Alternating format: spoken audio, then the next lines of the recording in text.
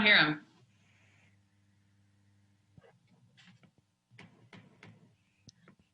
The rocket took off without him. Good afternoon and welcome to the special call board meeting on Wednesday, July 29th, 2020. This is a virtual learning workshop this afternoon, and it will be followed at 6 p.m. by a public hearing on the budget, the proposed budget that has been tentatively approved. This afternoon, we will be talking totally about reopening school virtually to begin with. And I would ask board members, their presentations that will be made, there are 3 different sets of presentations. One has to do with the virtual learning plan. One has to do with employees and professional learning and that part of it. And the third one has to do with technology. I would ask that you hold your questions till we finish each section so that we then can move forward and be finished by 6 o'clock. As we begin today, I would want to ask the board secretary if we have advertised this in accordance with all the state statutes. She assures me that it has been advertised. For those of you in our viewing public, I am in Whitney with the superintendent and the board secretary. All the rest of the board members are here remotely from homes and workplaces, etc. As we begin now, we'll call on the superintendent for opening remarks. Thank you, Mr. President. Officers and members of the board, we are pleased to provide some additional information this afternoon. You have received information over a period of days and weeks regarding reopening. Today, we are adding some additional information for your satisfaction. We'll also provide some additional details at the August 12th board meeting. So we're now ready to begin. Thank you for your patience.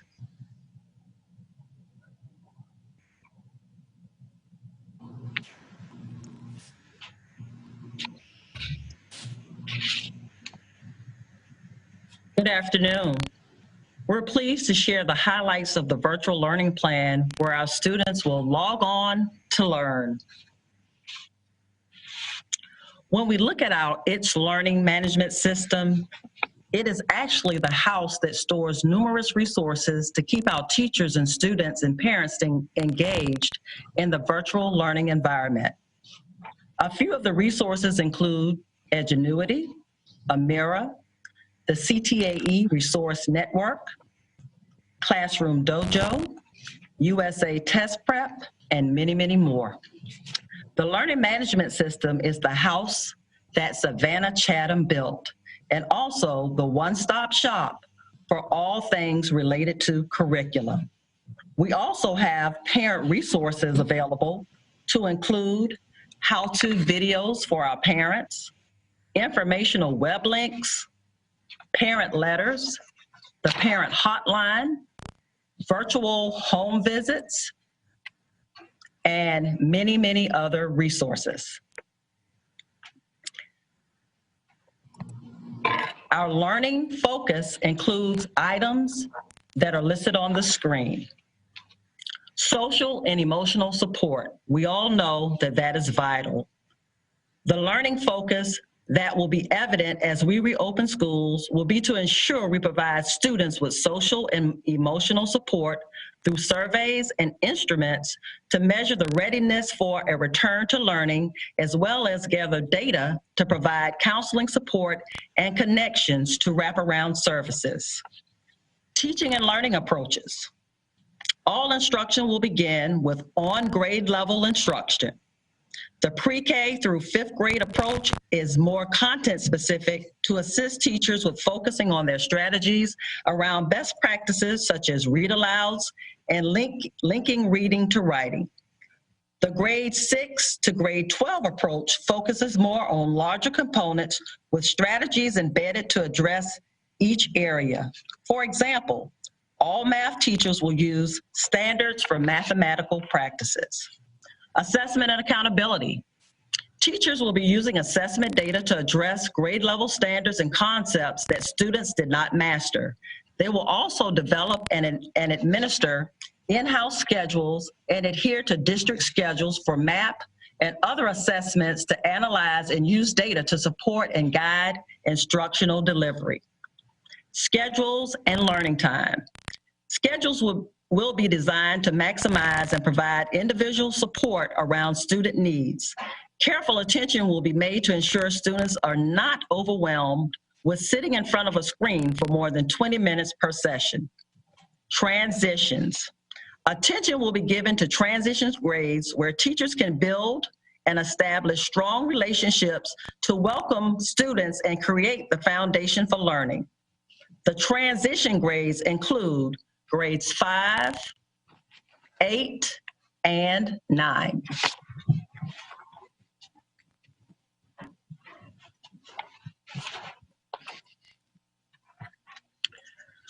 As our students and teachers return to the classroom environment or remote learning environment, we must ensure that we plan to fill those learning gaps. We went into the pandemic a few months ago. It's such a state of suddency. So now we must learn how to mitigate that learning loss. So mitigating learning loss is all about focusing on unfinished learning. That's the learning that was not mastered. And then unfinished teaching. That's the teaching that was not covered. So how are our teachers going to do this? They're actually going to meet both vertically as well as horizontally so that they can talk and have those conversations about those standards that children did not master or those standards that they didn't get to cover. They're going to assess students in a variety of ways so that they can gather information on how to fill those gaps. And then they're going to spiral teach those standards so that they focus on that unfinished learning. Now, we cannot do that without a schedule. A schedule is critically important. Why? Because we don't want our students to sit in front of the screen, the computer, all day long. So we've provided sample schedules for them, and right now, our principals are busy looking at those schedules. They're sharing some of those schedules, they're reviewing them, and they're beginning to plan for those learning experiences for our children. Schedules are designed so they can be very flexible and they have a variety of screen time activities for our children to do. So they're not going to sit in front of the computer for a long period of time. They'll have a variety of activities such as direct instruction for no more than 15 or 20 minutes. Then they'll have collaborative time, group work. In our learning management system, they can have discussion and chats. They can have independent work. They can do some hands-on activities as well, because some of the children, especially pre-K, they're going to have those learning boxes that will be delivered to them, so they'll be able to do those hands-on activities. And of course, we're going to make sure they have brain breaks, as well as we're providing for some after-school tutorials for those children who still need some additional tasks and additional time to meet those goals. So we're getting ready. We also have taken into account that we have students that may need additional support because of lack of internet service. We have set up refueling stations, and this is our paperless way of providing assignments on a flash drive. They will still have a Chromebook. These students may not have internet service, but they will have, as I said, a Chromebook. Their lessons will be provided on the flash drive. Once they have completed the lessons, they have the option to submit their work on that flash drive at the next refueling. Also, they can come into any school parking lot or within distance where they can email those assignments or upload them to their teachers, and then they will refuel or receive the next set of assignments. This allows for them to submit and do work without paper. Now, their teachers will be actually utilizing phone, Remind 101, and other communications such as text message to communicate with them and support them. We also have our Comcast station that's still going, where we'll be able to provide some actual instructions and lessons to support these students as well. And of course, we will continue, if needed, with our independent learning packets. That's our paper-based learning packets. Parents will be able to call and make reservations. They'll be able to call the school by phone, or if they are at work or a location where they can submit a reservation online, we'll have that process available. School principals and homeroom teachers and advisors, as well as counselors, will be able to reach out to families that are in need of this system and explain how that will work to support them as well. Update on our e-learning academy. Our preliminary transfer totals are approximately 1,107. As you can see, we have the grade spans mapped out. Those email confirmations will occur on July 31st. Also, our scheduling will begin. We'll start with our high school students and make sure that they're scheduled. We have 19 teachers that have been hired, and they are continuing to interview to make sure that all of our staffing is complete. Those teachers, as well as the principal, like all other staff, are in the process of going through training. And we knew that this would come up and be a concern, so we wanted to go ahead and share some information with you around our fall sports and our extracurricular activities. And so we've reviewed the Georgia High School guidance, we've researched other districts across the state, we've also talked with some area health officials, and we currently intend to follow the fall sports and extracurricular schedules, utilizing the safety protocols and guidance documents that we've put in place for fall sports as well as extracurricular activities.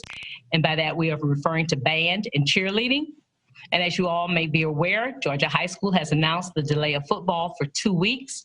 The first scrimmage game is August 21st, and then the start for region play is September 4th. The district instruction plan will provide continuous services to our students with disabilities, ELL, and gifted students. The plan is built with flexibility and provides a range of resources which allows teachers to collaborate on student learning activities based on individualized needs. Our ELL students will continue to be provided instruction to increase achievement and English proficiency, and gifted students will also continue to receive education through the approved Georgia Department of Education models. We do have several priorities for our students with special ed and special needs. Number one, we want to focus on the health, safety, and welfare of our students and staff members. Number two, provide a free and appropriate public education. And number three, we want to collaborate with parents and guardians throughout the remote learning model to provide prioritized supports and accommodations. One of the new features of our plan is the distance learning plan. Distance learning plans will be created for each student with a disability and a student with 504 plans. The district learning plan will assess each student's needs and identify action items as part of the plan. Parents will be contacted during pre-planning to schedule a distance learning plan meeting. The plan will be developed in collaboration with parents in order to seek input regarding the individualized needs of their child. All students with IEPs or 504 plans will receive a distance learning plan meeting within the first 30 days of school. Included in the meeting will be the IEP team and the family, and the plan will also be very closely monitored by schools and the district. There were some questions that have been brought forward regarding special education evaluations. When students are not in physical attendance, the 60-day initial evaluation timelines are not in effect. However, our district has made a commitment to our students and families. For students needing evaluations to be completed, the superintendent has authorized special considerations for evaluations to occur during the independent learning period. Several classrooms have been designated to be set up for these evaluations to take place, and our staff that will be involved will be in full PPE, and CDC guidelines will be followed for the safety of all. So we will continue working on those as quickly as we can. Teacher professional learning is another topic that comes up for our teachers in these areas. During pre-planning, the department will be working closely with staff to highlight some of the trainings of the classes we're going to be hosting. We'll be training new autism teachers and paraprofessionals. We'll also be providing de-escalation training for the district. We're hosting a trauma-informed symposium that is already full. Social emotional learning mini course 1 will be provided, along with 21 other trainings that are scheduled for the month of August. So our special ed teachers, our ELL teachers, and our gifted teachers, these are just a few of the items, but I had to focus on special education today for you all since it has been the hot topic lately. Specialized supports for parents. We talked about this at the last board meeting. We're going to have behavior-based consultation, which can be scheduled by completing an online behavior request form by a family. Instructional behavioral staff will be available by request for consultation, and during this time period, they will be able to coach via audio or video conferencing. We want to be that bridge we want to be the bridge for the gap. Academic assistance may be scheduled by completing an academic support request form as well, and during this time, we'll provide supports and resources as needed. And of course, we all know that this is individualized based on the needs of the families. For urgent concerns regarding anything with specialized instruction, parents will have access to a hotline for immediate assistance. The phone hotline will be manned from Monday through Friday from 9 to 5, or parents will be able to email at sis@sccpss.com for someone after hours, and we will be back in contact with them to be the bridge again to help our students get what they need. A parent toolkit will be located on the SCCPSS website.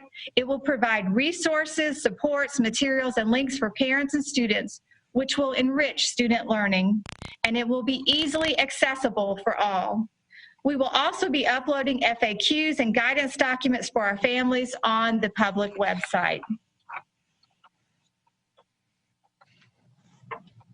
Our specialized supports for students, of course, include the distance learning plans, which I spoke about briefly. We will be providing whole group, small group, and individualized learning, as we do with all of our virtual learning classes, academic and behavioral consultations, supports, and resources. Our specialized instruction warehouse is something new for specialized instruction. We're really, really excited about it. It's an internal website which will house resources, high leverage teaching materials, and supports for special education staff. It is an exciting time to be in our district. And additionally, we have started a special education work group that has formed and will be meeting periodically throughout the year to focus on special education. Exciting, open house is always the great time of year in the Savannah-Chatham County Public Schools. This year, for the first time ever, we will be offering virtual open houses. We're very excited about this opportunity. Elementary grades, K through 5, will have their open house on August 11th from 3:30 to 6:30. Middle grades 6 through 8 will host on August 12th from 3:30 to 6:30. High school, grades 9 through 12, will do August 13th from 3:30 to 6:30. And pre-K classes will be on August 14th from 3:30 to 6:30. All of our open houses will be virtual. I recently read a quote that said, "The stronger the why, the easier the how becomes." Our why in the Savannah-Chatham County Public School System is a commitment to our students and staff safety first, as well as providing a high-quality education for our students. Working together, we can and we will. And that concludes our presentation from Academic Affairs. We are open for questions. Board members, questions, please. Dr. Bringman. I first want to say thank you for answering tons of questions, and thank you for the information that's been put on the website in the frequent asked question area. I think that's very helpful. Ms. Ball-Oliver, about the e-learning academy, could you tell us how many people or how many parents across Chatham County applied for that school? Approximately 3,600. I want to say 3,681. That's yeah. Okay. I know it's a little over 3,600 applied. Okay, and I know you're going to email the confirmation on the 31st. How quickly will parents need to respond to that? And then how quickly will the district move on the wait list? So let me back up a little bit and say that the first part of the application was the interest piece as opposed to saying application. So Okay, the 3,600 showed interest. And so now what they've done is that what they've received was an actual transfer link. So these parents, the 1,107, they actually have completed a transfer form.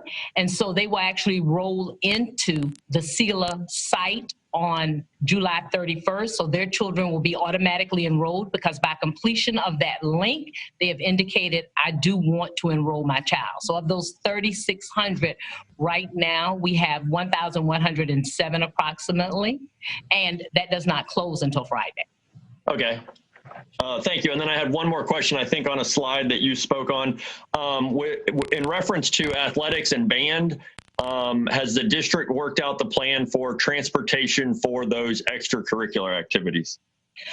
We are continuing to work with transportation, understanding that we do have to meet CDC guidelines. So we are they become our new best friends in transportation, facilities, and maintenance and operation. So if you have direct questions, Mr. Sanders is here, but we do work closely with them and would not make a move without making sure we confer with them in terms of making sure we follow the guidelines when we transport and if we transport students. Okay, thank you. I have Ms. Wade, Ms. Hall. Thank you very much for the presentation. I know every little bit of information we can get is really helpful.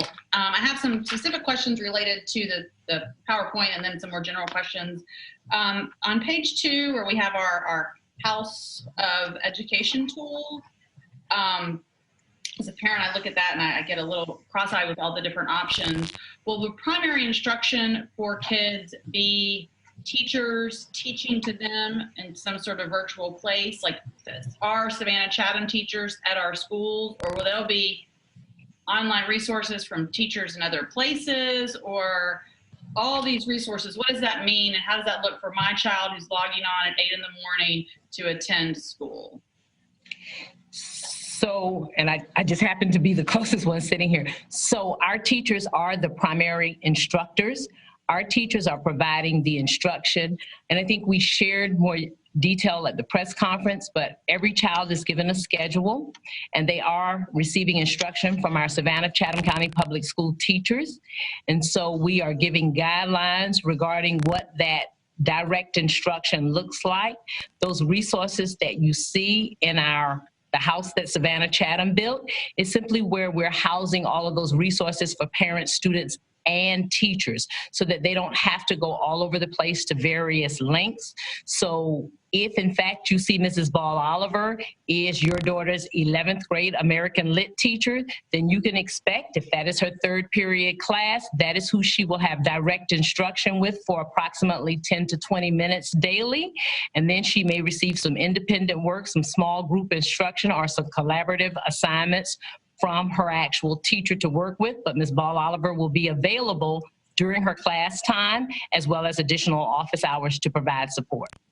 Okay, and so will all children throughout the district, regardless of school and grade, be logging on to the same platform? Yes, Ms. Wade. The learning management system works in a way that every child will be able to log in, because every child will log in with a password, because it allows them to have that kind of access to all of the materials and resources that are housed within the learning management system. So the house represents the learning management system, and all of the pieces that you see within the house build that learning management system so that our children have access to all those resources. The teacher then is able to go in and plan instruction using all of those resources so that they make a robust learning experience for all of the children.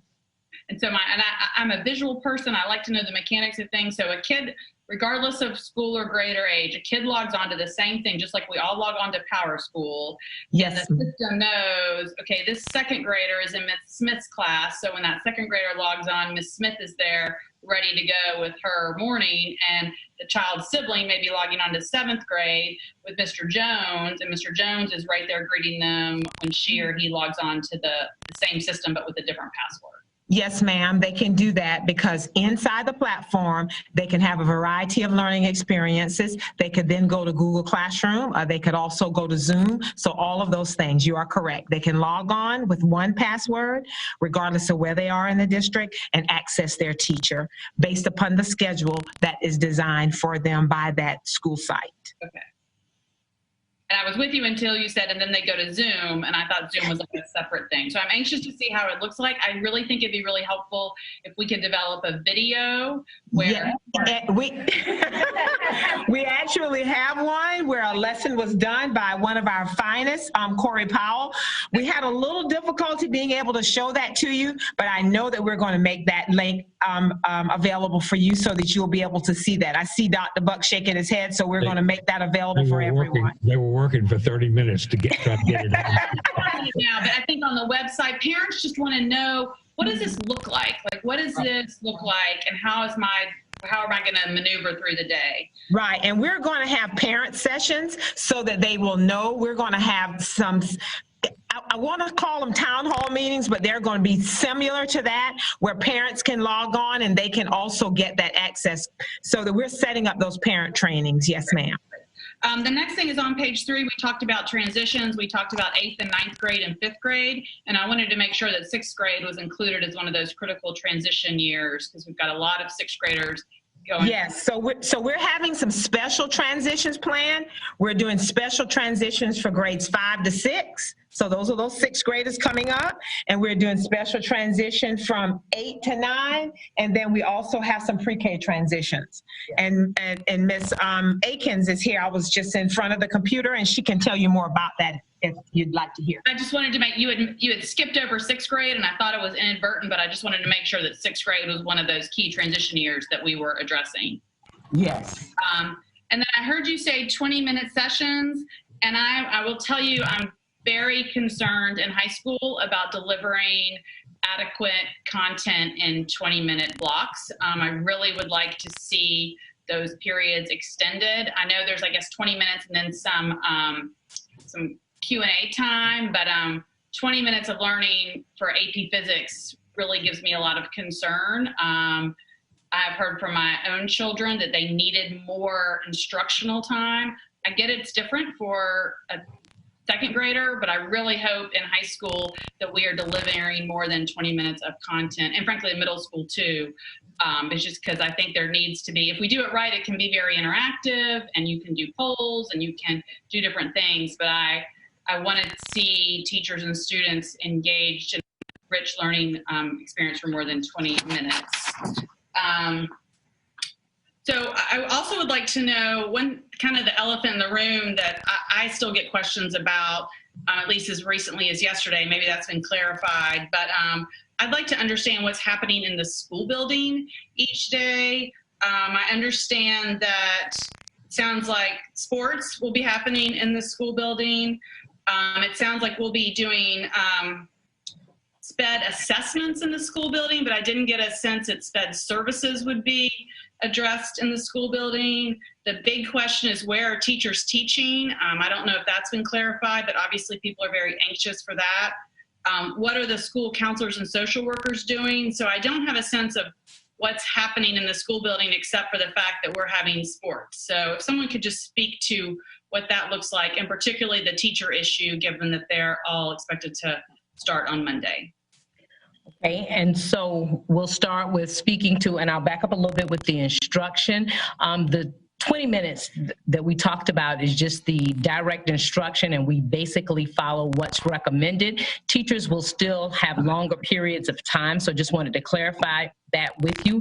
An actual instructional block for high school is approximately 60 or 75 minutes long, and that interactive piece that you're talking about occurs during that time. It's just that that teacher may only spend about 20 minutes direct and then pull them out for small group and some more interaction. And so in terms of where teachers are teaching, we met with all principals. Teachers are getting a video from our superintendent. And I'm sorry, we met with all principals. Teachers are receiving a video from our superintendent. And so they are following up also the principals with their teachers. They're making that choice in regard to reporting to the school site, or will they be working from home? So teachers are being given direction regarding that, and they are sharing what their choices are, and we are collecting that information, and I believe that more will be shared about that with facilities in terms of how that looks, but that is being handled. We also are making... I'm sorry to interrupt you, but while it's... So teachers are able to make the decision for themselves where they will be teaching? Teachers are able to inform their principal at this time if they would like to work remotely or they would like to work from school site, yes. And what about teachers who have technology challenges? That information is being collected in a Google Drive so that if they need technology, we are collecting that so that we can support their needs. And Mr. Feliciano and his team are working with us and have access to that, and teachers' actual names are being entered so that they can reach out and make sure we take care of those needs as well. And I continue to think the first step to opening schools is getting teachers back there. So I hope we'll see some teachers opt to come in. And then the counselors and social workers, what will they be doing? Counselors and social workers, actually, I'll speak to the counselors. They are actually coming, they've come back early, especially at the high school level. They're working to schedule. They are working remotely, but they are being given the same choices. They are actually, and some of them are participating in our Saturday registrations. They are working to register parents, to support parents. They are speaking with them daily. They are actually doing schedule changes via phone. They are also making sure that with CELA, they're starting to actually call those parents and making sure that they understand the schedule needs, reviewing the transcripts, as well as reviewing the students' previous grades record if they're in lower grades, to make sure that we have the schedules accurate on that side.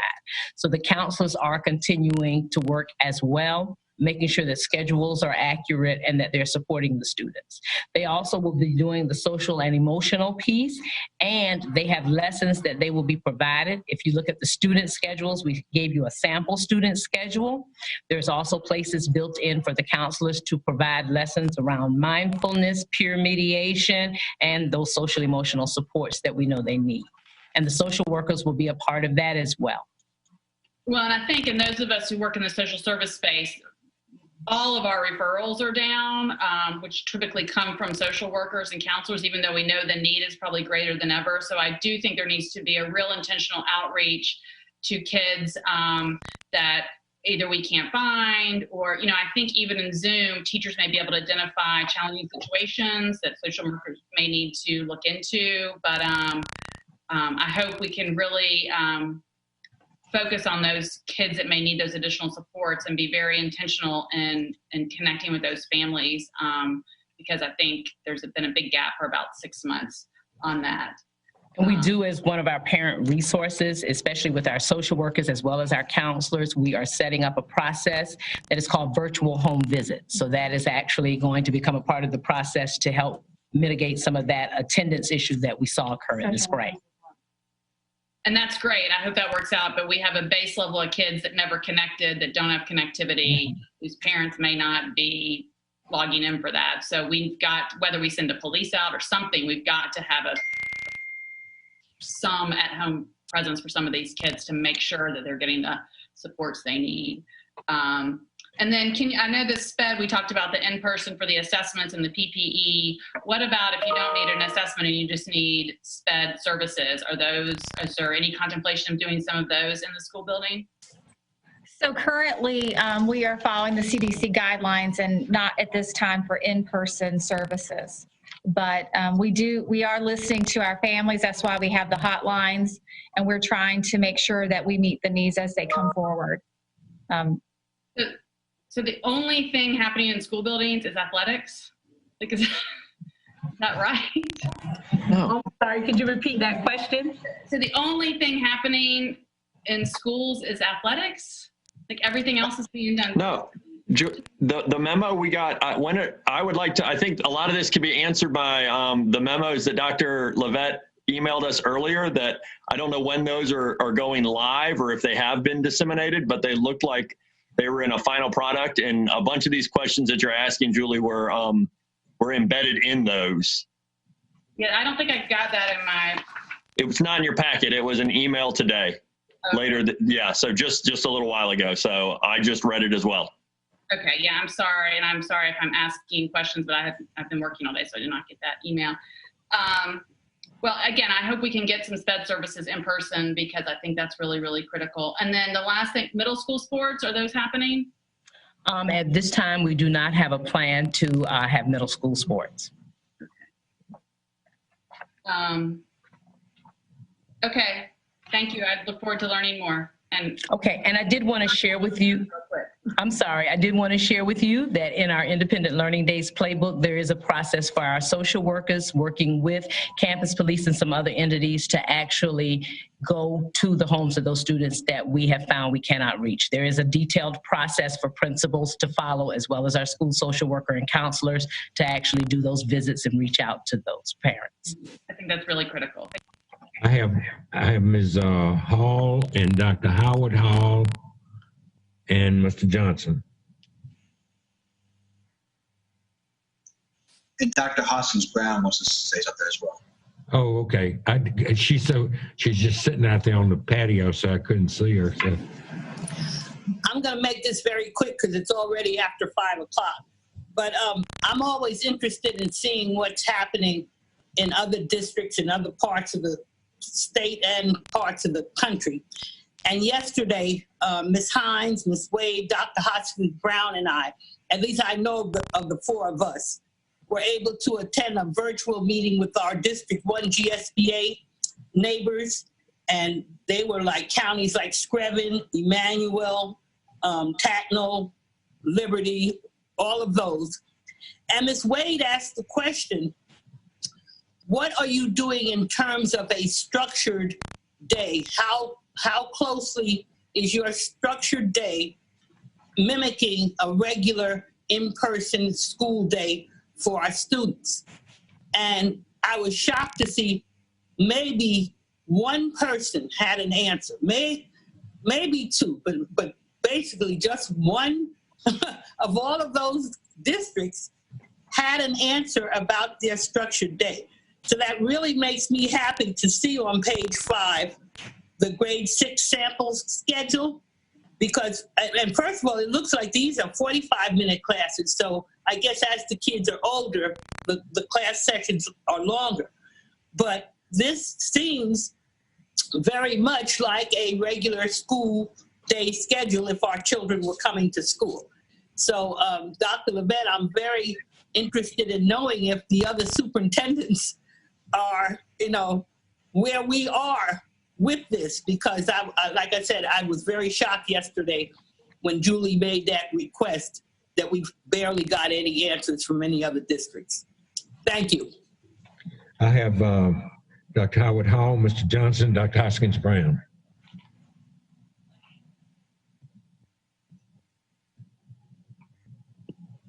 Okay, struggling with this mouse. First of all, I'd just like to really commend Dr. Levette and her staff. I have a degree in curriculum and instruction, and I'm here to tell you from looking at this plan, it has been a strategic plan in the making. A lot of time has gone into this plan, a lot of thought, a lot of research and collaboration.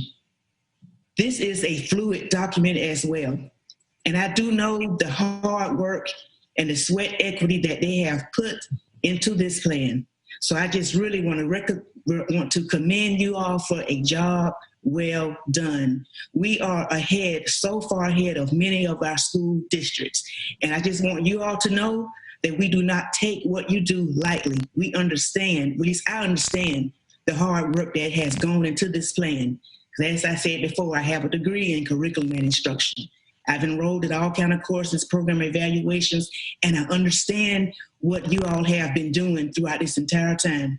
I have 2 questions, and I know that, and also I'd like to commend you on being able to answer every question that has been asked of you that lets me know that you have done your homework, and I am just super proud to be a part of the Savannah-Chatham County Public School System School Board. The only question that I have is, as far as your E-Academy is concerned, what is the process of enrolling students that are on the waiting list? And also, if someone could give a brief outline of what the after-school tutorial looks like. Thank you. Okay. Right now, we're taking students. We will have a waiting list, and our process will be very much first come, first served. They'll be able to transfer in as we have space. We do have an appeals process, so we are looking at kids who may have some concerns regarding health. We did take into account that we need to be flexible in regards to that. So we do have a process for that as well. We did stick with about 300, 350 per grade span, as you can see.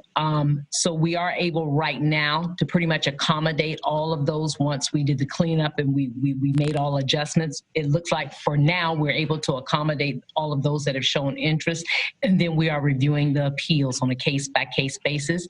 But if we have to create a waiting list, we will, and then we will review them and take them as space becomes available, much as we would in a regular brick and mortar school.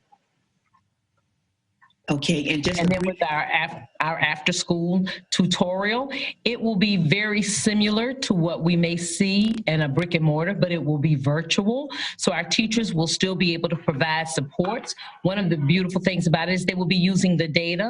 So it will be a little bit more tailored, and it will be online. So our students will kind of get a break, and then they will divide them up into small groups based on some of that learning loss that we talked about and that data, and they'll be able to group them and provide support in that manner.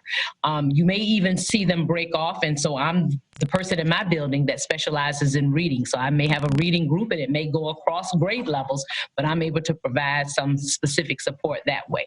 21st century, of course, will still occur, and we will still have our after-school programs to provide credit recovery to our high schools. So all of those structures will still be in place. They will just be virtual. And also with the waiting list, are they already ranked? Or, are they already outlined as far as who's next, just like we do the pre-K lottery?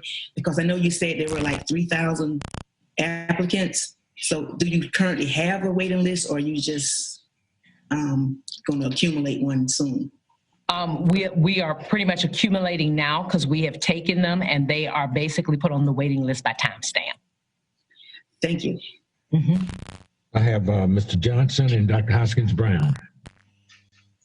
First of all, I'd like to thank you for this presentation. Actually did answer a lot of questions that I know the community has had about, especially with SPED students. The only two questions that I have that I'm still getting from the community is, for the e-learning academy, are there going to be any extracurricular activity options for those students? Yes, sir, there will be. There will be esports. And as we look at that, which is our online sports program, and that will cover the middle schools and the high schools, there will also be an opportunity to participate on our district teams, swimming, golf, and our new district team that will be tennis. Okay. And the other question is that after the press conference that y'all did, I'm still getting questions about a little more clarification on attendance, what the attendance is going to be, the requirements for that, because a lot of people still don't feel like they got a clear answer even from the press conference whether attendance is going to be quote unquote required, or is it just just highly recommended. Attendance will be based on participation. We are using participation guidelines, and Mr. Feliciano has worked with us to develop those guidelines. We will be reviewing that with principals, but it is not highly recommended. We will be actually taking attendance, and we do expect students to participate and to engage. And so we will be looking at that. Yes, sir. So attendance is, we are requiring our students to engage and to participate. Okay, so that means as long as they get the work done, does it matter when they get the work done, or they have to get it during the school day with the schedules that they're going to be set? We are still working to develop and fine tune all of those details with our data and accountability authors. So we have not put every single criteria into place, but that will be forthcoming and we'll get back to you on all of the details. Okay, I just know that a lot of the working parents are having worried about that because they can't help a lot of them won't be able to help their students during the day, but they can help them at night and on the weekend. So they're worried about it, you know, basically being there, or if it's just making sure that the work is done by the time it's due, or if their child is going to be penalized because they're having to go back to work because they're essential workers. And I do believe utilizing a participation method for attendance will help with some of those concerns. And again, more specific criteria will be forthcoming, but a participation method will help with some of those concerns regarding attendance. Yes, sir. All right, thank you. We move on to Dr. Hoskins Brown, and then we need to move on to a new section, please. Thank you. I just have, thank you, Dr. Buck. I just have 3 compliments and a question.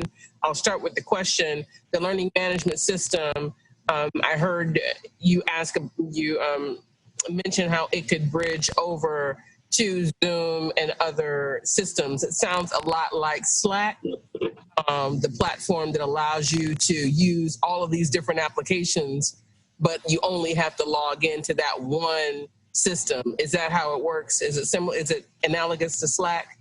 Yes, ma'am, it is analogous to that. It allows you to have your single sign-on. Yes, ma'am, it does. Okay, thank you. And so my 3 compliments, 2 compliments. I really appreciate the work that's gone into this plan. This sample schedule really does have all the attention that our trained expert, Dr. Howard Hall, says in terms of really being dynamic and engaged. And it seems to even have looked at the fine detail of, accommodating an 8 a.m. parent work schedule. I think those kinds of details are really impressive, even down to the 20-minute unstructured break time. That's in the middle of the day. I hope all the people who need to notice that. Thank you. The 30-day meetings with students who are using our special education services, accommodating that across all of our parents in 30 days, I think is good. I think it'll be an opportunity to hear what their concerns are, and I like that in connection with the evaluations and the work group. So I'm less concerned that someone is going to be left behind with those 3 things in place. And then finally, I hope that we will be sent the connection information for the virtual open houses in case we are able to participate. Thanks for your work. We'll make sure that you get all the links for the virtual open houses. I have Ms. Hines and then Mr. Katchmar. Okay, well, thank you so very much. I would just like to chime in, as the others have done, and say thank you to Dr. Levette and the team for all the work that they have done. And we are looking forward to this school term, and I think we're on the right track.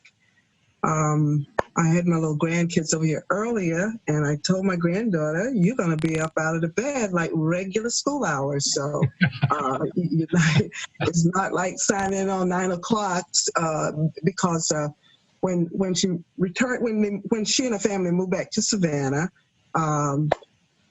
they would get online about 9 or 10 and finish their work from Jacksonville. But I told them, no, this is a regular school, so you're going to have to be up early. So anyway, we look forward to the plans. I have one short question. On the movement piece here, when the students are on that break with the movement, are they going to be inside or outside the building? Well, I guess at home. If they are at home, then of course they're on their own. But if we have students at school, then where would they take that break? If and when we do come back, those students will transition outside. It could be that they could have spaces that are socially distanced within the building, if and when we get back to that point. But at home, they'll take their breaks at their leisure based upon the schedule. Yes, ma'am. Well, thank you all for your hard work. Thank you very much. Mr. Katchmar? Thank you. Excuse me. Like everyone else, I also want to express my thanks for the hard work and effort that's gone into the planning here. You can tell that there's been a lot of thought and detail. I just want to offer a few comments for our special ed and ELL kids in particular.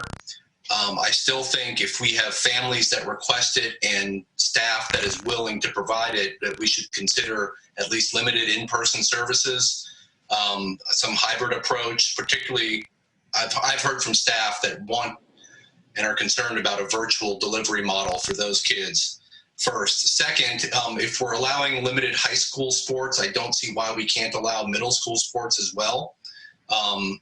That's something I think we should consider.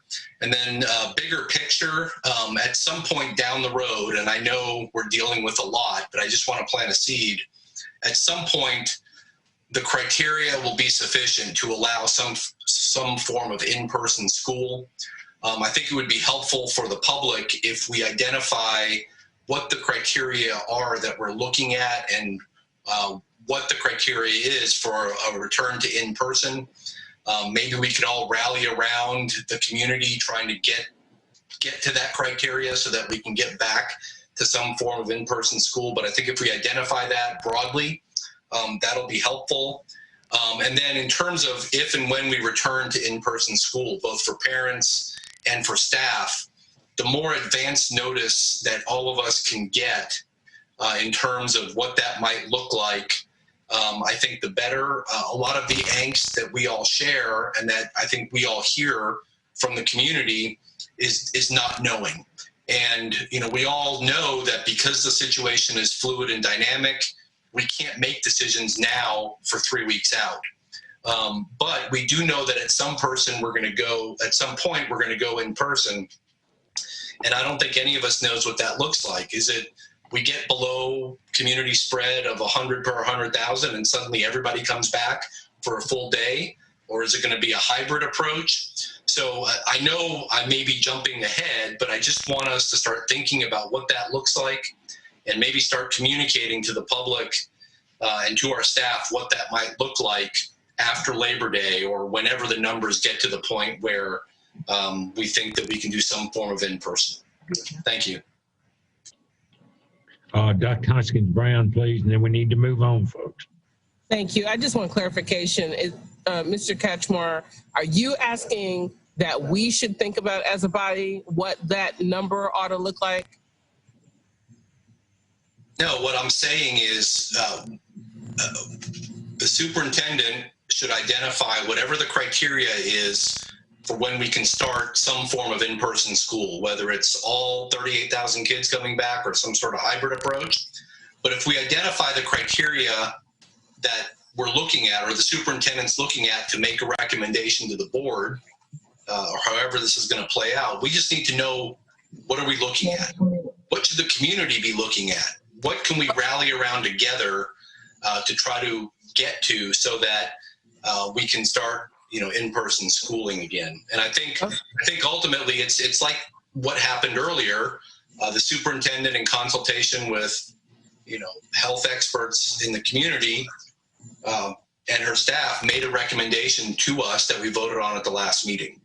But I think the public and our staff want to know what are the criteria we're looking at to decide if and when we leave the virtual model and start doing some form of in-person.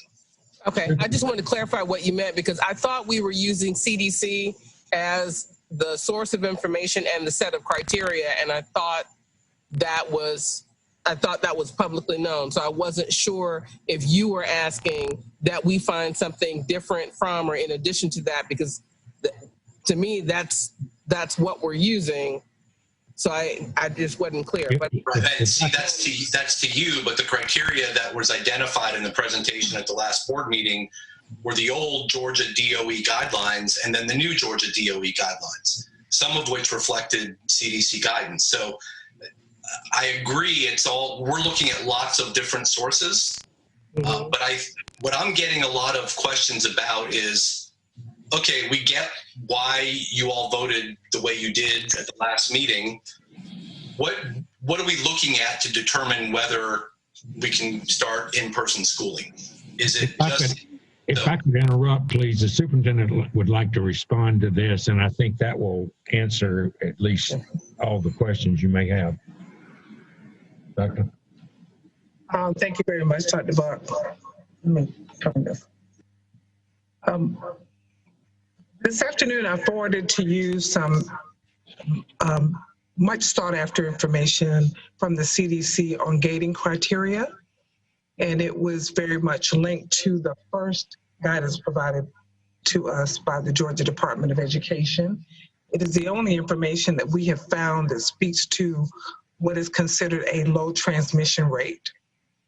Because we just were able to isolate that information today, I forwarded it to you. It's on page 36 of the May 20th CDC guidance.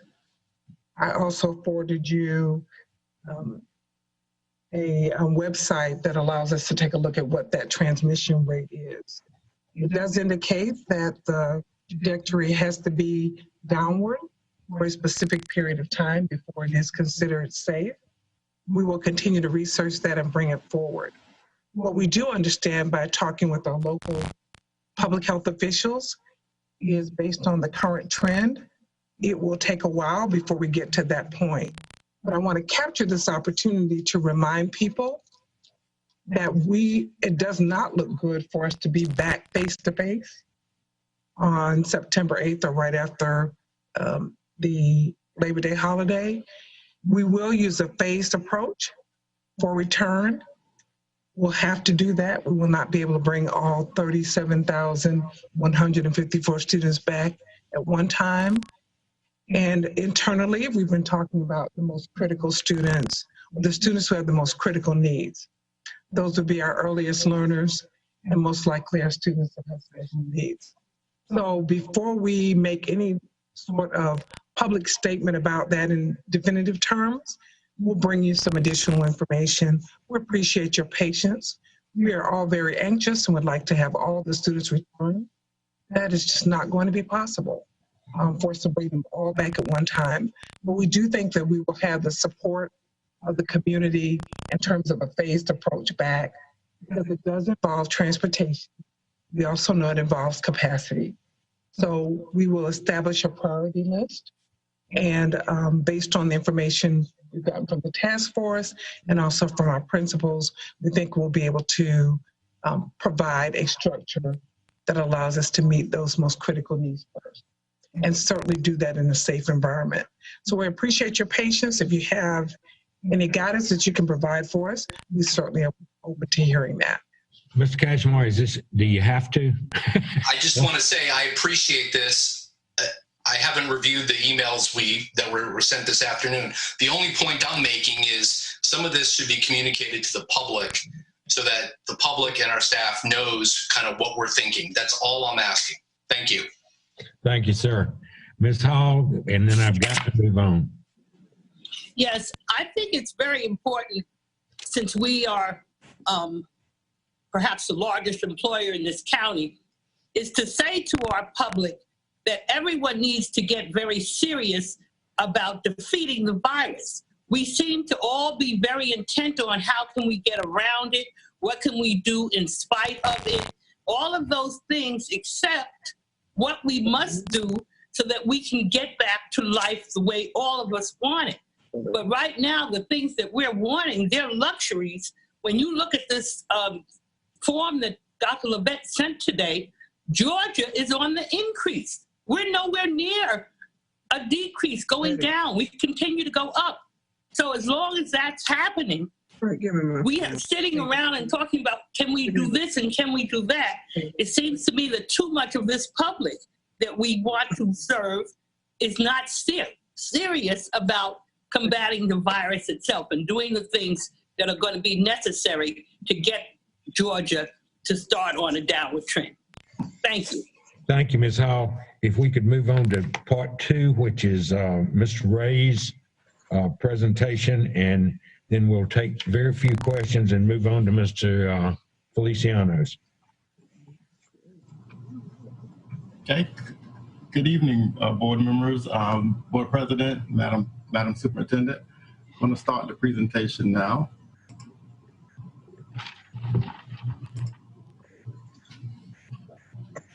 Everybody able to see the presentation? Yeah, No. nope. I don't see nothing.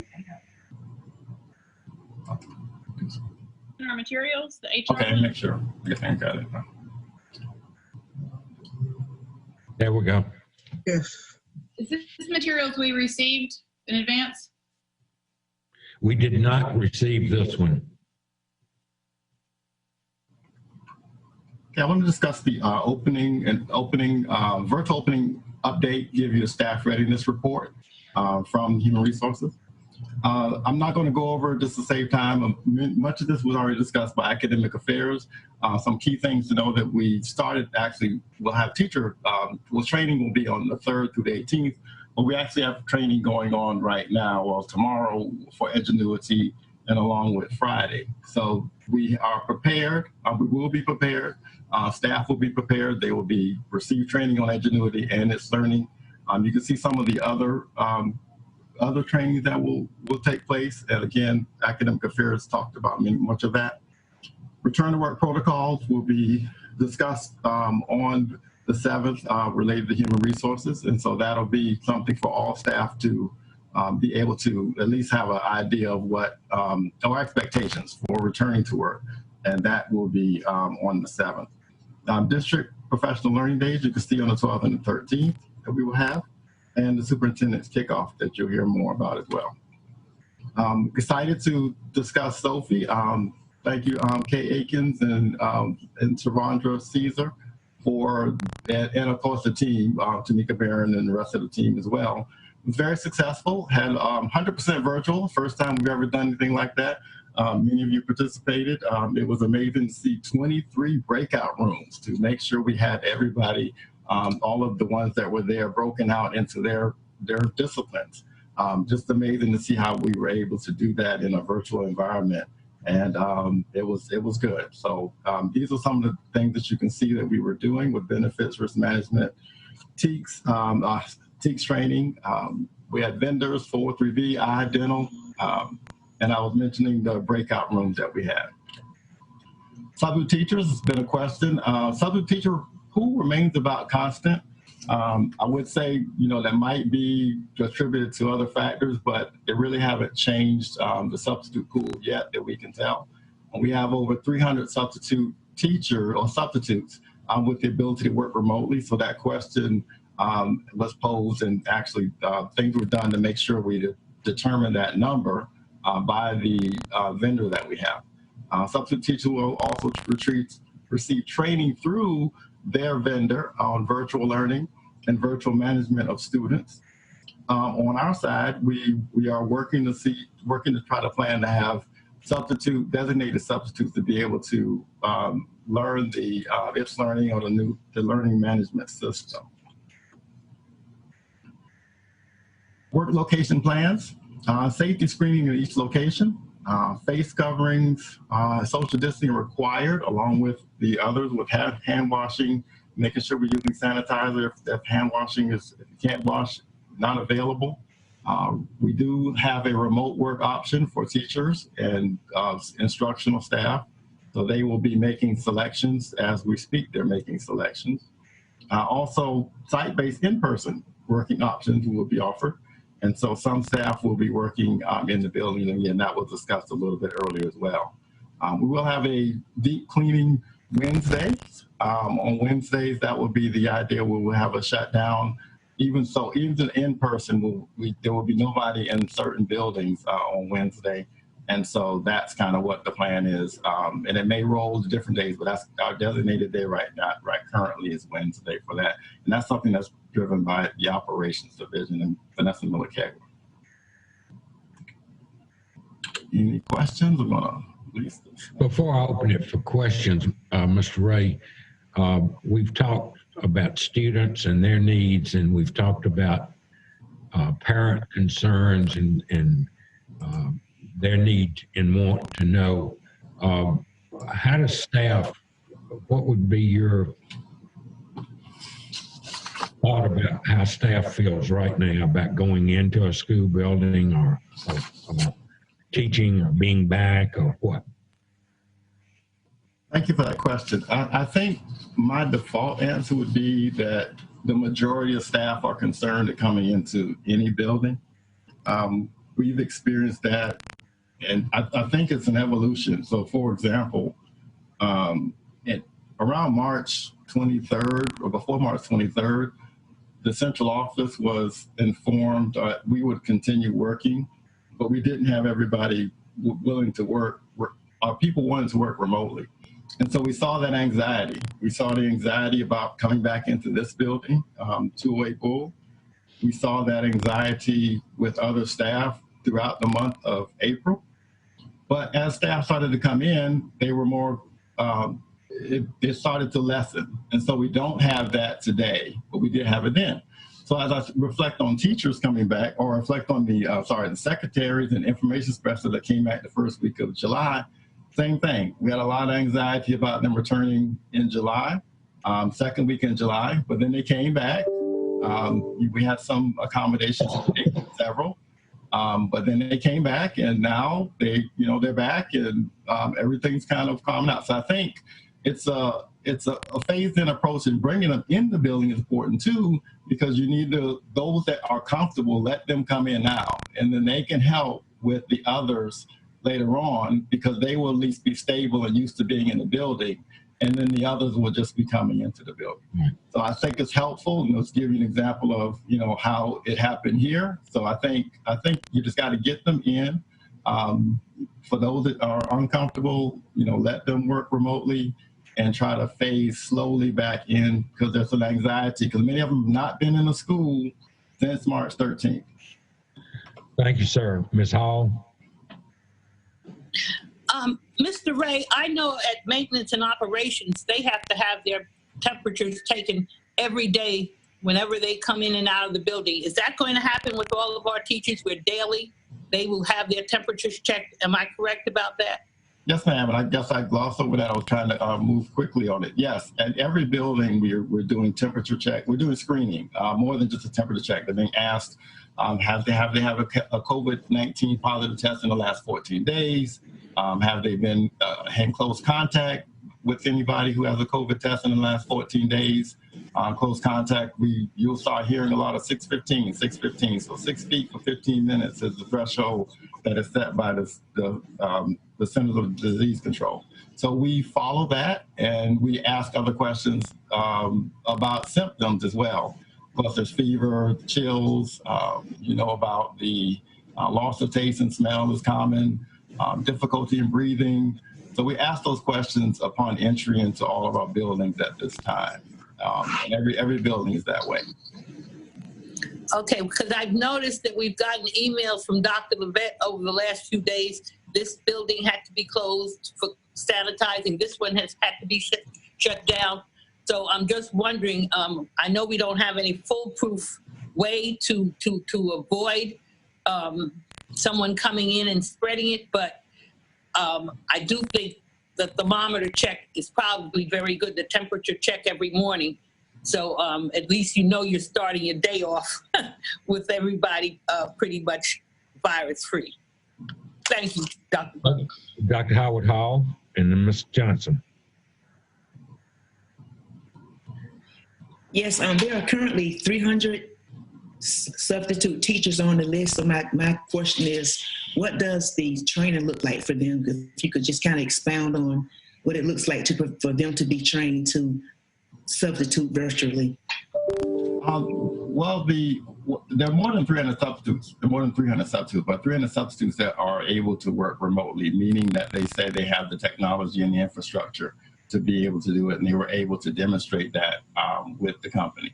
The training that they're doing, for those, I guess we had something, we actually brought it to the board, I think in January, proximity learning. Proximity learning was, we had a classroom at Georgetown and 2 classrooms at the School of Liberal Studies, and the teacher was virtual. Teacher wasn't here. The students were all had devices, and it was a virtual environment the full time. So the teacher was somewhere else. Our students were here. The devices were here. We had a facilitator in the room.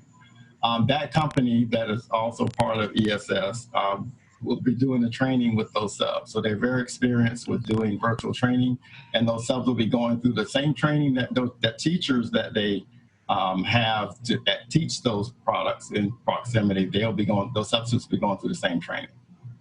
So the teachers will leave them a virtual lesson plan, just like we normally have of substitute teachers' lesson plans in the event when they're out. So they will have the virtual lesson plans for the substitute teacher. Yeah, okay, I understood. I guess as far as what we're going to do with its learning and the learning management system, that's a different question. I think we're working through that process to see exactly how to train them. I was referring to the background to make sure that we had substitutes that were available and able to be able to do it. The next step is to actually train those substitutes, and so that's something that will occur, and we'll see, working through to see how that actually works. So we focus actually on the primary staff now, and then we'll be looking at what we can do with the subs. Thank you. Mr. Johnson? Yeah, my only question is, if we have like a staff member or a teacher that does end up getting COVID-19, and they have to go through a 14-day quarantine period, and they've already used all their sick leave for one reason or another, would they still be getting paid beyond that? Thank you, Mr. Johnson. Good question. COVID-19 has changed everything. I'll give you an example real quickly. We had 2 teachers that had COVID-19 developed or diagnosed in April. One teacher had mild symptoms, another teacher was asymptomatic. They never were able to miss a beat. They didn't have any interruptions in anything that they were doing. So in a situation, you wouldn't use sick leave unless they are not able to teach. Now, when we get into an environment where we're back fully face-to-face, we'll have to see how we handle it at that point in time. But for right now, and probably in the hybrid model, for the most part, teachers will still be able to teach until they're not able to. Now, if a teacher's not able to teach, they have the CARES Act through December 31st. We have 80 hours for that process. And then there's sick leave that the teacher would hopefully have accumulated depending on how many years they've had in a district. But again, we want teachers to be able to work remotely if they can, and that will be something that will be offered and encouraged. Thank you. Dr. Hoskins-Brown? I just want to weigh in on teaching while sick and distance learning. What we have done, I think, is really, really exceptional. But just as a person who's been teleworking for the last 2 weeks and been sick the last 2 weeks, but I don't have COVID, it is a challenge to be fully on and fully working while you're sick, especially when people look at your online calendar and it says you're available, even though you may have a level of incapacitation. I do not have a solution for that, but I just pose that for human resources to kind of brainstorm before we reach that point, to be able to provide support for our staff who may be well enough to be functional for 6 hours, but not 8. Thank you. Yes, thank you. Ms. Hall, did you have your hand up? You did not. Okay, any other questions before we move on to Mr. Feliciano? Moving on to Mr. Feliciano for our technology update. Thank you, sir. Switching screens now.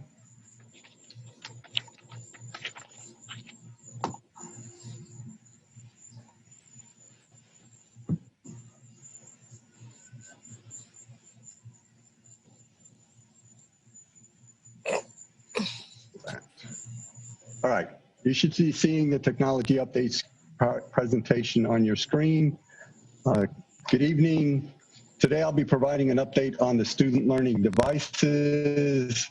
So we're going to be talking about the distribution timeline, but before I start, I do want to remind parents and let them know that we do support personal devices. A student does not need a school-issued device in order to participate in the teaching and learning process. They can certainly use, and we encourage them to use their own device. This is something we have done for several years with Bring Your Own Technology. So on your screen, you'll see the action items we have listed that are currently occurring or will occur in a time frame window. The biggest item we have is tracking is the bulk order of the 14,400 devices. That'll be done in 2 deliveries. Tentatively, we're expecting them, the vendor to receive them on August 4th. They will take them and put the district logo on them, and they will configure them for the school system. So like that, when they're delivered to the schools, they don't even have to take them out of the box. They can go directly to the student's hands once the serial is entered into Resource Manager. So it's an efficient system we have in place to move those boxes as soon as we receive them to the students. The second order, which is the 6,400 that we're expecting, those will be etched and configured on August 18th, and they were scheduled to be delivered on August 31st. Finally, I want to cover the technology support. This is something we've been working on because it's new. Now that every student in the district will have a device or a type of device, the question is, how do we provide support not only for the hardware, but the software, the instructional software, the resources that are being provided. So we wanted to make sure we're going to be publishing this. We're also going to create a visual chart. So we'll have 2 methods of communication on how support is to be provided. We want to make sure the teacher is on the front line because they're the ones that know the application. They're able to help the student and the parents. The Library Media Technology Specialist is a support line for the teachers. Technology Support Center will support the schools, and then the final support will be the third-party vendor for any warranty work or repairs. Of course, if the device is damaged, it won't go through this process. It'll immediately be replaced by the school, and then the technicians will go out to the schools to pick up any damaged devices, and then they'll be repaired or disposed of properly. That concludes the presentation. Questions of board members? Mr. Johnson? My only concern with this is that we're not going to be getting, 6,400 devices until after school starts. What are those children supposed to do between August 19th and August 31st? And if the school is all going to be getting these 8,000 until August 18th, that gives less than 24 hours for 8,000 kids basically and their parents be going to schools throughout the district in 24 hours. And we need to be, aren't we supposed to be kind of limiting the amount of people who are on certain sites? So my question is, how are we going to make sure that the students that need these devices are able to get them when school starts? All right, that's a very good question. Remember, we're going into the schools now to dismantle existing cows. We did not distribute all the devices we have. Those devices, once they're broken down, they will be checked, upgraded to make sure they have the latest iOS software. They'll be turned in so that they can be entered and a student assigned. So those will be issued out and ready to go. We also have the 3,000 Chromebooks that will also be issued out prior to that date. Based on the information we're receiving from the parent survey that was done, also we did a survey, principals called and surveyed parents. As long as parents use the existing personal devices that they have, we should be able to cover the majority of the students that need a device that do not have any device at all within the household. Okay. I appreciate that. And I do know that we're getting like the transfer, students going from like 5th to 6th and 8th to 9th, and the seniors, we've gotten those devices back as well. And we're looking at cleaning and getting those things back out the students who need it. I still am, kind of worried though that we're going to have households that have 2 or 3, maybe 4 kids in them. They're all in different grades and in different classes, and they're all going to need a device at the same time. There's only one device in that household. So I just want to put that out there. I do know that you are working hard, and the superintendent's working hard to make sure that we do have as many devices as we need. I just cannot sit back and not voice my concerns. Thank you. Dr. Bringman, please. Yes, Mr. Feliciano, could you tell me what the requirements are for a computer to be able to access both the new LMS, or what we think are the capabilities needed? I tried to look on the internet to see if there are any FAQs already up, but I think that would be a useful link for our parents to be able to check to make sure that the device they're thinking will function well enough, will actually have the power to do that. That's an excellent suggestion. It just needs a browser. One of the things we looked for is to make sure that a tablet, an iPad, an Android, whatever a student would have would work with the LMS solution. That's great news. And I know we've talked a lot about technology for students. What are we as a district doing currently to help the teachers that will be going into their room to teach via Zoom or Google Classroom? Are their classrooms equipped with webcams and the technology needed for them to perform distance teaching from their home site school? So currently the technology within the classroom, the desktops do not have webcams, but the intent is to make sure that every teacher has a device, a portable device that have the cam and the mics that they can use, whether it's a Chromebook or a laptop device. Okay, and is that district provided, or are we first assessing to see if there are teachers that are willing to use their own, and then we'll have ones that can't do that, and then the district will be looking to purchase? It'll be district provided, but certainly I will not discount a teacher that wants to use their own personal device. Thank you. Yes, sir. Any other final questions? Oh, Ms. Hines, is it your guy? Yes. Okay, thank you, Mr. Feliciano, for all the work that you and your team do as well. You've done a great job. But my question is centered around the smart buses. Now, if a student cannot reach the internet at home and a smart bus is in their area, the parents are going to be responsible for taking that child to that site. And this is during the day. So you have any input on that? Yes, ma'am. Thank you for asking that question. We're still working the logistics on the smart bus. I have a meeting with operations tomorrow to continue the discussion on that. Part of the survey that was done with the principals was to poll them on areas that they would like to see the smart bus be located at, because they're the ones that are intimately involved with the families and the needs of the families. So we have a long list that we're going to be discussing tomorrow, and then figuring out a schedule. We want it as close to the families as possible so they can easily walk to it. Very well. Thank you very much. Yes, ma'am. Is that all the questions I have? Dr. Howard Hall, we need to stop after this, please. Yes, my question was also based around the smart buses, and I know that they have to be located in a safe area as well as an area that's cool because of the equipment. So do you have a tentative list of, or give some examples of the type of locations where they be placed, maybe on shopping centers, church, parking lots, etc.? Yes, we did have that discussion. One of the things I wanted to make sure is that we did not park it in an area that did not have any shades, or where students had to sit on asphalt when it's 90 degrees outside. That is something we did not want to do. Now, like I said, I haven't had the discussion on the locations or the logistics with operations and transportation. That's tomorrow.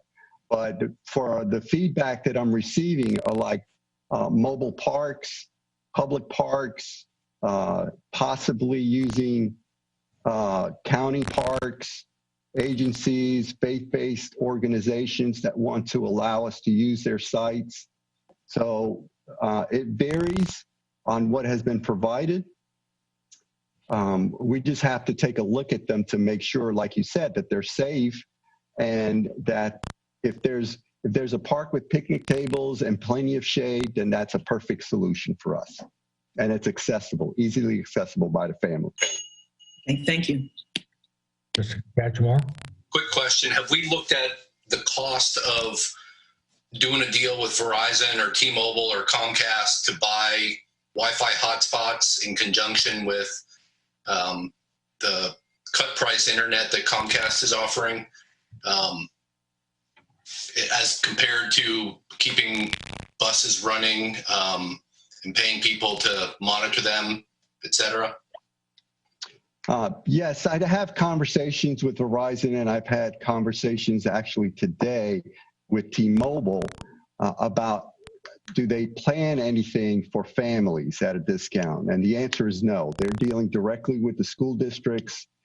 They dealt with the Georgia Department of Education, and they want the districts to be purchasing the MiFi devices.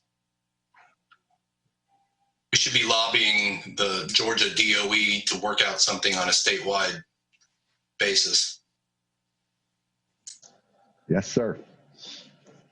Any other final questions?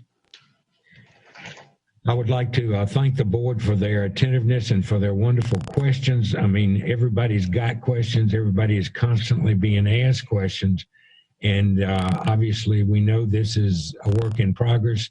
The informal at our August board meeting will be taken up pretty much with this same topic. I would ask you to, as you're reading through and checking and looking at things, if you have great new suggestions that we haven't thought of, then ask those, make those suggestions or ask those questions, because we are trying to understand that the new normal is not the old normal, and the new normal is fast approaching, and it's different from anything any of us have ever experienced. And so we welcome your help and your solutions to things. I would ask that you take a 4-minute break and we will come back and start again at 6 o'clock for the